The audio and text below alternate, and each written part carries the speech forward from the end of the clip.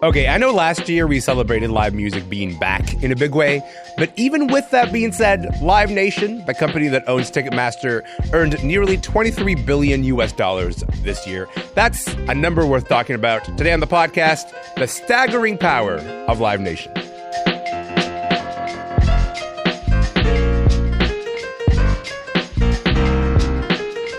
I'm Elamin Abdelmahmoud. This is Commotion. If you will indulge me, let's get into it with this. People would come up to me and they'd be like, "You're gonna just like do a show with like all the albums in it?" And I was like, "Yeah, it's gonna be called the Eras Tour. See you there."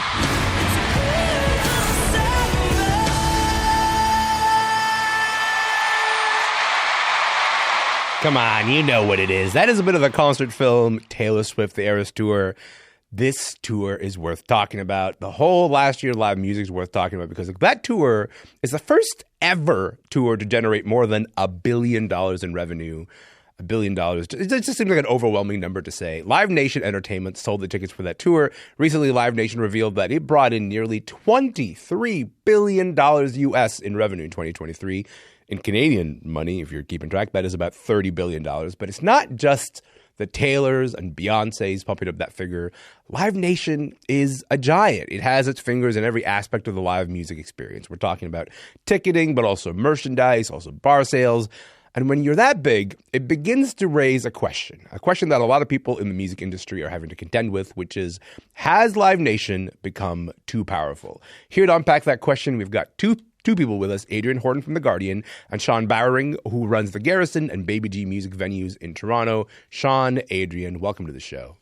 Hey, how's it going? Hi, nice to be here. Thanks for having me. Of course. Listen, I'm excited to get into this. Adrian, when you heard that Live Nation brought in $22.7 billion in revenue last year, a 36% increase in revenue over the previous year, what went through your mind? Wow, I mean, it's a huge number. Mm-hmm. A bunch of things went through. I mean, first of all, it's shocking, although not super surprising, just given the numbers that we saw Taylor and Beyonce do last year. I mean, Taylor having the $1 billion tour, both selling out massive stadium tours. And it makes me a little bit happy to think, live events are really, really back after a pandemic that ground them to a halt. It's good to know that people feel so strongly about communal experiences with music that they're willing to make them priority spending purchases. Yeah. But it is also, I think, a bit concerning that we already have a lot of concerns around Live Nation, which owns Ticketmaster and has since 2010. Its control of the market. Mm-hmm. And where is that, the money, the expansion of live events going? And it seems to be going to primarily one company. Yeah, there's something kind of startling about the idea of all that revenue being concentrated in one place. Sean, you run 2 small clubs in Toronto, and then you also independently promote shows in bigger venues around the city. For you, this business is kind of a daily grind that you have to sort of go to in order to make this work. How do you feel when you see Live Nation posting numbers this big? It's unfathomable. I saw it and was like, that's an insane number. Yeah. It's let's have the little trickle down effect. That's also what I thought. Let's get some of that going. For independent promoter and a venue operator, it's those numbers are not the same numbers we're dealing with. Yeah, the thing I keep hearing is that they're truly just out of in outer space numbers. When you think about what smaller venue owners and small promoters are thinking about, they go, you wouldn't even think they extract this much money from the market. But the fact that one singular place can do that is quite startling. How are your venues doing post pandemic, Sean? We're pretty good, still in rebuild mode. People did come back and people were excited to see live music, but we're still definitely in rebuild mode, probably about 75% of pre-pandemic. And it's going good, but it's, the cost of everything's up, everything's changing, the landscape's changing. Yeah. I think that's actually worth sitting with for a moment. The idea that, 4 years after the pandemic, you're still not quite at 100%, what you were before the pandemic. You're at 75% of the business was before. Yeah, roughly, yeah. So, Adrian, when we look at 2023 and we go, yes, it was obviously a big year because of Taylor, because of Beyonce, but that's not the only thing that's driving the Live Nation machine. Let's talk about how big this machine is. What other factors are fueling this massive growth? Yeah. I mean, first of all, I'll say I was surprised to hear Sean say that he's not fully back to pre-pandemic numbers. And I think that, that plus the huge Live Nation numbers are evidence of a lot of things, this big phenomenon that's happening in culture with the big consolidating get really big. Yeah. And then the small have to keep getting more and more niche to try and reach an audience. But it's not just, as you said, the Taylors and Beyoncés. I mean, they rack up also like mind-boggling numbers. I mean, Taylor's like small country GDP numbers. Yeah, yeah, for sure. Yes. Yeah. But there's also, most money is made for music artists in touring. There's a lot of touring artists. There's a lot of legacy touring artists that, reliably make money. You have your Fish, the Grateful Dead reboot with John Mayer, Bruce Springsteen, these artists that are, touring pretty consistently and making money. And Live Nation controls, a good portion of the venues. When I say venues, like arenas, stadium bookings, and like amphitheaters, those type of bigger venues. Mega venues, Mega venues. And anywhere from, I mean, they would say probably a third to a half, but it could be more, like 2/3. And then Ticketmaster says that it represents 50 to 60% of primary ticket sellers. Other estimates have that up as high as 80%. Oh, wow. So there's just many streams of income for this company when you have any type of touring artist on a mid to massive scale. So we're going to talk in a moment just about what it means when one company has that much control or has that much presence over the space. But Sean, I also want to give people, I guess, a fuller understanding of the power of Live Nation, because we've just mentioned the fact that they control all these mega venues, because people tend to think of Live Nation as like the company that has these larger stars, but it's also pretty deeply embedded in the small independent venue ecosystem. Can you just talk a little bit about how Live Nation is changing that landscape? Yeah, there's definitely been some movement there where they're purchasing smaller live venues than the big mega venues. Sure. That's happened in New York and LA and London. Usually there's an AEG component in there as well. That's happening in Toronto now. So it's just having a future look. How is that going to affect things in 5 or 6 years? Right. When a bunch of formerly independent venues have been bought up. That's kind of the scenario we're looking at and sizing up. I know everyone in the community. I know people that work at Live Nation. It's a tight community, and it's up until this point, it's been friendly competition. That's we all know what one another's doing, but looking into the future a little bit, it's there's a bit of unknowns, but hopefully there's always room for the upstarts and the underdogs, and we're great at what we do. So. Hey. I should tell folks, if people are just joining us, my name is Elamin Abdelmahmoud. You're listening to Commotion. Today on the podcast, my guests are Adrian Horton and Sean Bowering, and we're talking about the concert promoter Live Nation and the record year it had in revenue and the consequences of that. And you know what? I actually want to play you guys a bit of this. On the road again. Life on the road as a musician is about all I've ever known. Those moments are important to an artist. But the roads have gotten a little bumpier for several years. We're trying to make enough gas money to get to the next gig. So whatever you can do to help a new artist, I think we should do it. They need all the help they can get. The legend himself. That is an ad, actually. What you just heard is an ad. Yeah, right. So that was an ad featuring Willie Nelson. It supported a Live Nation campaign that was called On the Road Again. It's this program that they rolled out that paid touring bands an extra $1,500 per show for gas, for expenses, and then also waived Live Nation's cut of the artist's merchandise sales at the gig. Sean, it seems clear to me that Live Nation is quite aware of the criticisms that they get for being like such a large presence in the space. This was a move that they did to sort of appeal to smaller touring acts who could really use extra cash, the sort of acts that you're trying to book in your clubs. How did that move sit with you when they did that? Well, I wanted to get my old band back together. $1,500 is great. Wow.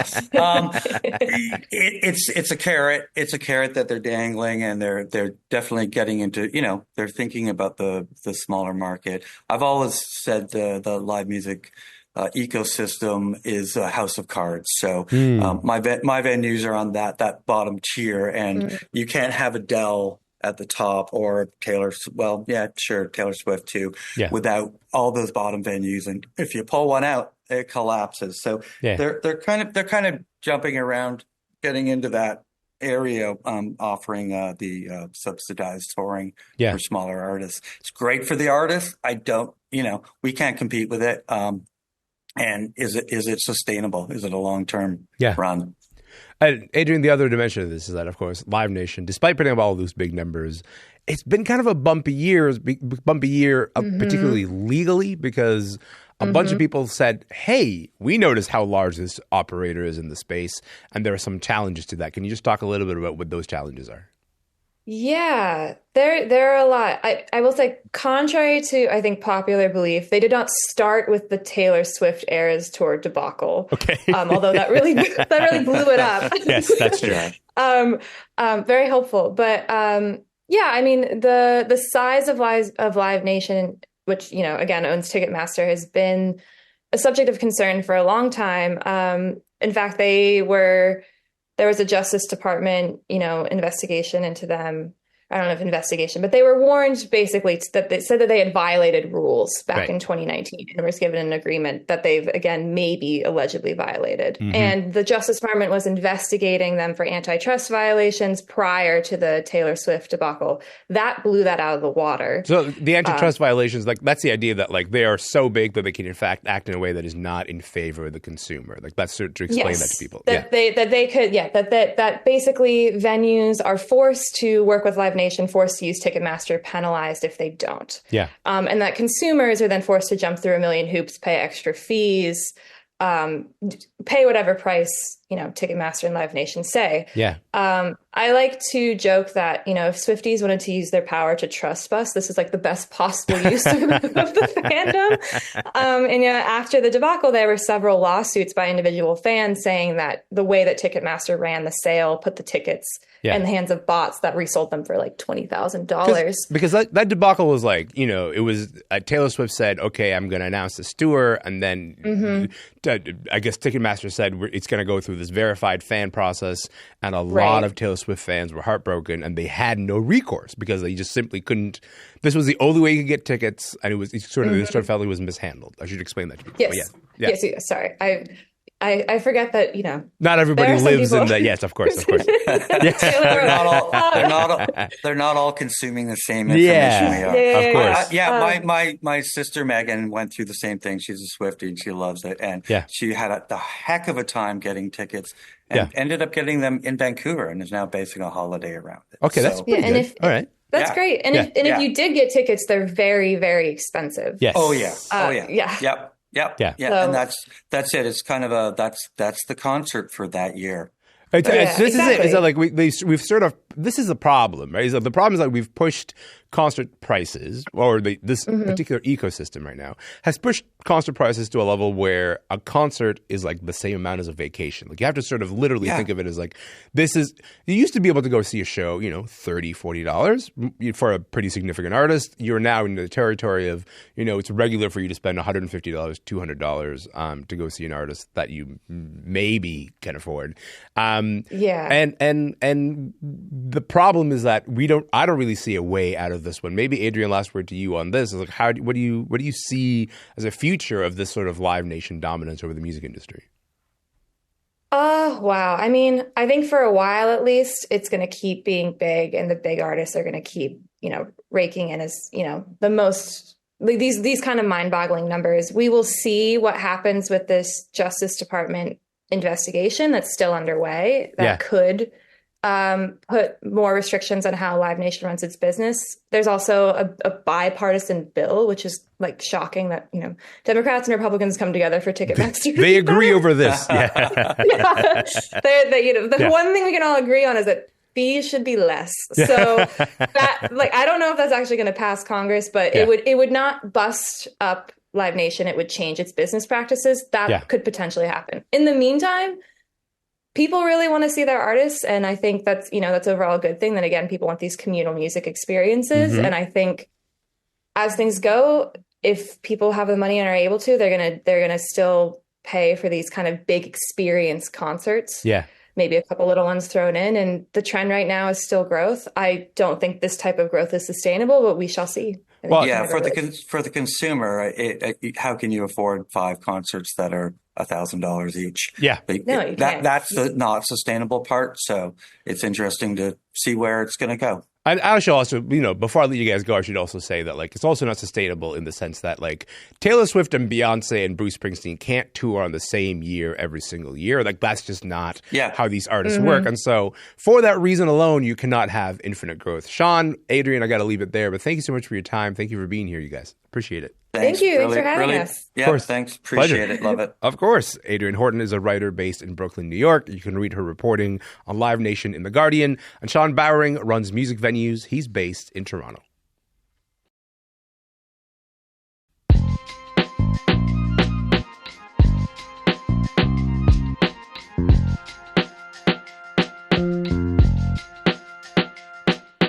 I'm Elamin Abdelmahmoud, and you're listening to Commotion. Okay, look, we are not a gossip show. We do not do speculation. That is not what we are about. So I want to be careful. I want to be careful about this next conversation, because if you've been online at all, it's been impossible to avoid this question.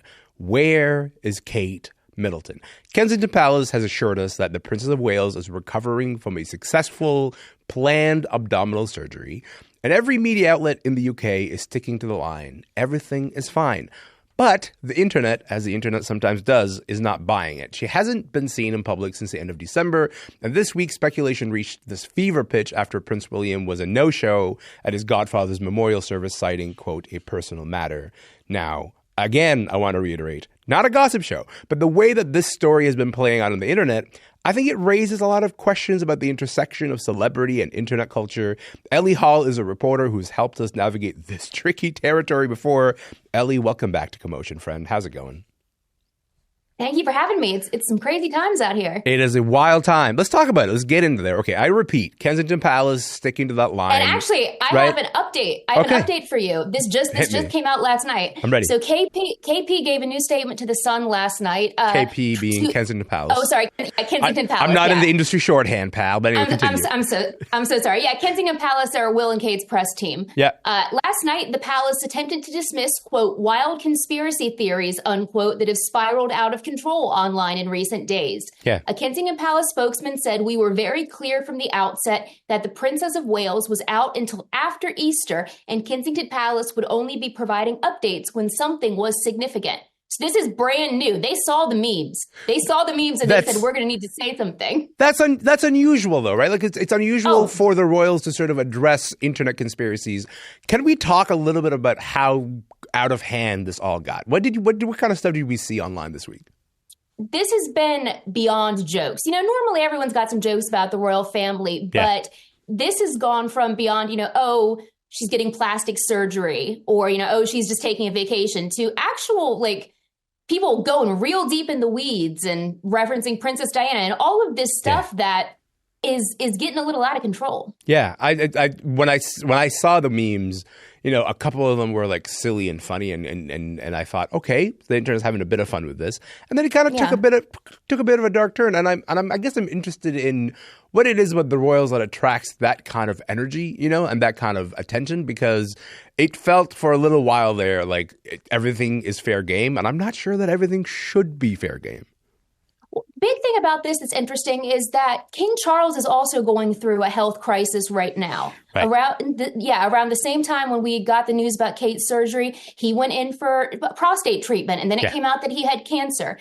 The thing is, Buckingham Palace, the King's press team, they've been giving a lot of health details about him. They haven't confirmed what type of cancer it is, but they've released a thank you message from him. And last week, they shared a video on social media of the king reading get well soon cards that he'd gotten from, subjects all over the country. Right. And the fact that up until now, Kensington Palace hasn't said anything about Kate, and we haven't seen any photos of her, nothing on social media. That's really created this very fertile breeding ground for conspiracy theories to grow because there are no updates. And a lot of people, have looked at Meghan Markle, because when you talk about Kate Middleton, you're always going to have a Meghan Markle comparison coming up.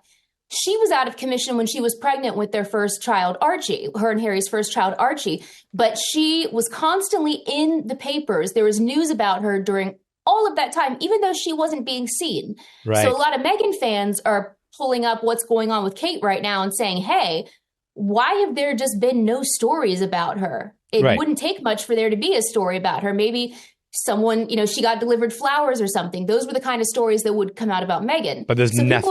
There's nothing about Kate.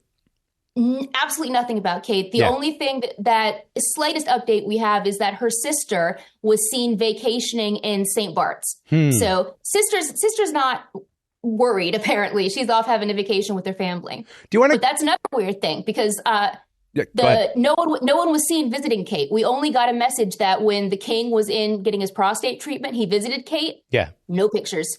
No pictures of her family. Only one photo of William going in there on the first day. So let's talk about this vacuum, right? Because you're right about this being sort of an unusual moment. I hope that the princess is well, but also we got to talk about the fact that despite all this talk online, the media in the UK is sticking to the palace's messaging. What does that tell you about the way that this is being reported tell you about the relationship between Kensington Palace and the press? Well, it's very clear, obviously, that with the UK media, it is a pay-to-play environment. The palace completely controls all access to the royal family. They control which members of which media outlets are allowed to accompany them on visits when they're going to really small areas and stuff like that. It's very obvious that they have said, these are all the updates you're going to get. This is the only information we're going to tell you. And the UK media rightly feels that if we go looking in their trash, if we go, trying to hang out outside the palace gates, we might get in trouble a little bit. But it is worth saying that other media outlets around the world aren't being held to that. If there were international paparazzi who had photos, they would sell them. Yeah. And that's interesting because there's a whole lot of news coming out of Spain. There's a Spanish royal reporter who is just making all of these crazy claims. Oh, no. Okay, see, that's the problem with that vacuum. Okay, so this story is so clearly about a relationship with celebrities. And in our current culture, we've come to, I think, expect this constant stream of content and connection. But the silence around Kate is such a departure from all of this. Have we come, Ellie, to expect way too much? I think that people, the royal family, people in the public eye, people who are funded by the taxpayer, there is this sense of a parasocial relationship that they are there to, in some way, to perform. Yeah. Like that was a big deal when Prince William didn't go to the memorial service. It was, oh, okay, well, wait, you're not going. This is your job. Your job is to go to these public events and to do these things. Yeah. If you're not here, there must be something really, really wrong. Right. And Kate is pretty objectively the most popular member of the royal family by any polls whenever they do a new poll. So people care about her. And that's what makes this interesting. It's not just this whole thing. Like, people don't just have jokes. There are some people who are genuinely worried that she hasn't been seen and they haven't released photos of her or given any updates. Yeah. Until today, but today's not really an update. Well, I was going to say, last word to you on this, maybe 30 seconds here, but what do you make of that update? So, the idea that they felt compelled to respond to all those rumors because for the longest while, they were staying silent. I mean, everyone knows that the unofficial motto of the royal family is never complain, never explain. They try to stay out of things like this. When I was getting ready to come on and have this conversation with you, I was shocked to see that they had actually issued a new statement because they very rarely do that. They tend to stick to what the official statements are. And it's going to be really interesting to see if they give any other media outlets this or if they're going to just let this statement speak for itself. Ellie, I appreciate you. I appreciate you navigating a world that I rarely have any experience at all in navigating. You're the best, pal. Thank you for being here. Thank you for having me. My pleasure. Ellie Hall is a freelance reporter who covers the Royals, and she's a regular here on Commotion. We reached her in Washington, D.C., and that is it for the podcast. Hey, before we go, I just want to mention some sad news out of Hollywood. The comedian Richard Lewis has died. He was 76 years old. You may remember him from Curb Your Enthusiasm. His friend and his co-star, Larry David, wrote a lovely tribute to him saying, quote, "He had that rare combination of being the funniest person and also the sweetest, but today he made me sob, and for that I'll never forgive him." There's more on Richard Lewis's legacy on cbc.ca/entertainment. And that is it for us. My name is Elamin Abdelmahmoud. I'm going to be back tomorrow. I'll see you then.